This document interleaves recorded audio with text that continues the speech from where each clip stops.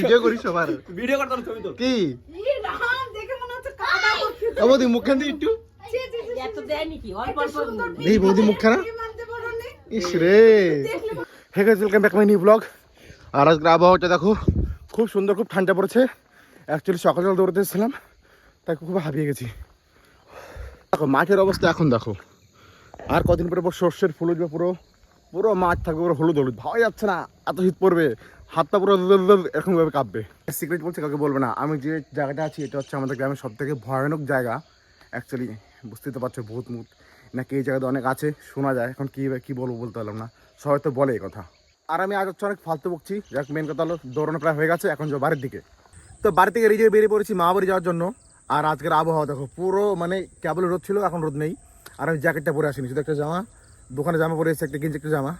তো মা বাড়ি যাই, মা বাড়িতে আমার রয়েছে হচ্ছে 5 মিনিটের কাজটা করি, তারপরে তাড়াতাড়ি করে বাড়ি আসতে হবে। তো সামনে একটা বাজার আসছে, ভাবছি ওখান থেকে মিষ্টি নিয়ে নিই, কারণ 5 বছর পরে যাচ্ছি না, 5 বছর না, সবজির বেশ না করে গিয়েছিলাম।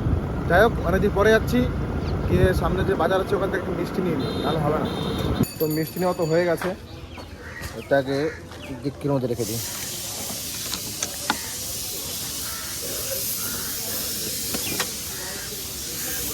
দেখেছো ব্যাগ ম্যাগ কত কিছু রাখা হয়েছে ডিক্কির মধ্যে। তো মা বাড়ি গিয়ে চলে আসলাম। আর এই জায়গাটা হচ্ছে আমরা অনেকবার এসেছি, কারণ অনেকবার কি কদিন আগে এসেছিলাম, সঞ্জুর বিয়ে ছিল। আর ওই সাইডে হচ্ছে আমরা অনেকবার এসেছিলাম ছবি তোলার জন্য। আর ভেবেছিলাম এখানে এসেছি মা বাড়ি এখানে আগে, কারণ ছোটোবেলায় এদিক দিয়ে ঘুরে বেড়াতাম অনেক, ভেবেছিলাম এখান থেকে পরে রেখে যাবো। কিন্তু যখন আসলাম দোকান দেখলাম কেবল খুললো, মানে কি বলবো কিছু রেডি হয়নি। জিজ্ঞাসা করেছিলাম পরে যাওয়া যাবে না, বলছে কেবল দোকান খুললাম, টাইম লাগবে। বললাম না, বাড়ি তার থেকে ভালো বাড়ি যাই, বাড়ি গিয়ে কিছু খাওয়া দাওয়া করে নেবো, আবার কবে আসবো ঠিক নেই মা বাড়িতে। হ্যাঁ দেখো বাড়ি গিয়েছিলাম, মা আবার বললো বাজারে যা জিনিসপত্র নিয়ে আয়, তো আবার বেরিয়ে পড়লাম বাজারে যাবো।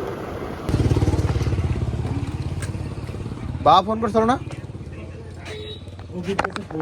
ডিম আর ডাল দেবার কেছে 10 খান ডিম আর 500 মুগ ডাল। বাড়ি এসে 2 ঘন্টা হয়ে গেছে, এখন কিছু খাইনি, আর জানিও না মা খাবার বানিয়েছে কি না। তো বাজার থেকে বাড়ি এসে কেবল ঘুম থেকে উঠলাম, অ্যাকচুয়ালি ঘুমিয়ে পড়েছিলাম, খাওয়া দাওয়া করলাম, এখন করতে স্নান। আর উপর থেকে আজ আবার হচ্ছে হাটের যেতে হয় সন্ধ্যাবেলা। তো প্রায় 4:30 বেজে এসে বাজার যাই, কিন্তু ব্যাগটা কোথায়, মানে গাড়ির মধ্যে আছে। জ্যাকেট সব পরে নিয়েছি, কারণ আস্তে আস্তে রাত হয়ে যাবে। তারপর চেক করে নিই ব্যাগের টুপির অবস্থা কি। থাক তুই এখানে থাক। এই ফুলকপির দাম কেমন? ওইগুলো আলাদা এগুলো আলাদা নাকি? ফুলকপি 10 টাকা। আর এগুলো বল লঙ্কা কত? লঙ্কা 150 টাকা দিয়ে দেবেন। আর ফুলকপি ভালো কোনটা খারাপ কোনটা? সবই একই ফুল দাও, ওই জায়গা ফাঁকা ছিল ফুলকপি দিলাম। আর পাতাকপির দাম কেমন? 30 টাকা পিস না কিলো? বাবা দাম তো এখনো কমেনি রে। হ্যাঁ ফুল একটা একটা বেশি দিস না। 300 আর মূলো কত রে? 510 টাকা। এদা দামটা ছোট এত বড় বড় দেখে তোমার ভালো লাগছে না তো? কিসে? ওই বড় বড়। এগুলো পাতা বড় না সব? হ্যাঁ এই দেখো না, দেখ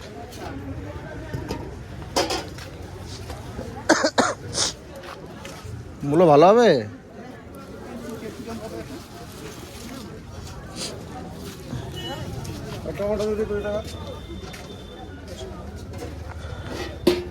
এখানে দেখতো কোনটুকু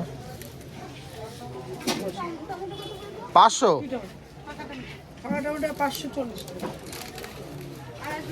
তো বাজার করা হয়ে গেছে, কিন্তু আলুটা নিলাম না, আলু নর্মাল কোনো একটা দোকান থেকে নিয়ে নেবো। তাহলে মা প্রতি হাটে আমাকে গাল দেয় যে আলু ভালো নিস না। তোর ইচ্ছা।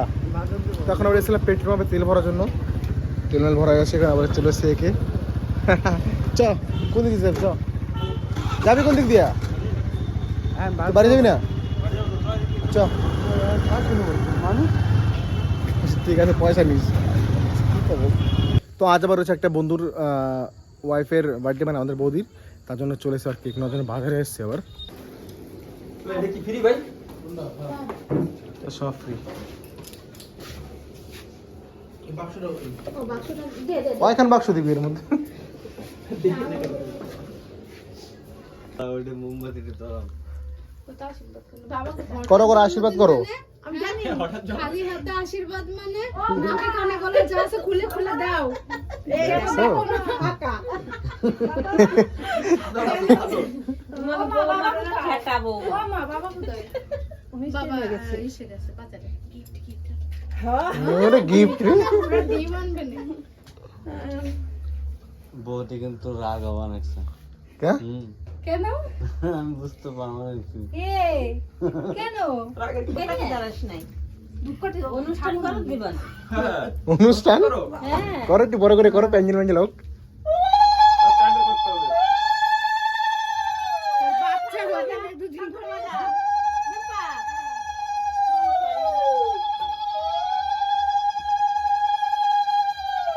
এই জুমাতে কষ্ট হয়ে গেছে আমার। ওরে তাকে গিফট দাও। তুমি ফাংশন দেখতে যাও সেই বেলা কষ্ট হয় না তোমার বুদ্ধি হয়ে বসে থাকো তখন না বল বল বল বল বল আমার গলা খারাপ সত্যি। হ্যাপি বার্থডে টু ইউ, সবাই মিলে গাও। দেখছো হ্যাপি বার্থডে কে কইতে পারবে তো কজা? আমি পারি কি কবার দিব মানে। ও বৌদি তোমার কোয়া উচিত ছিল না?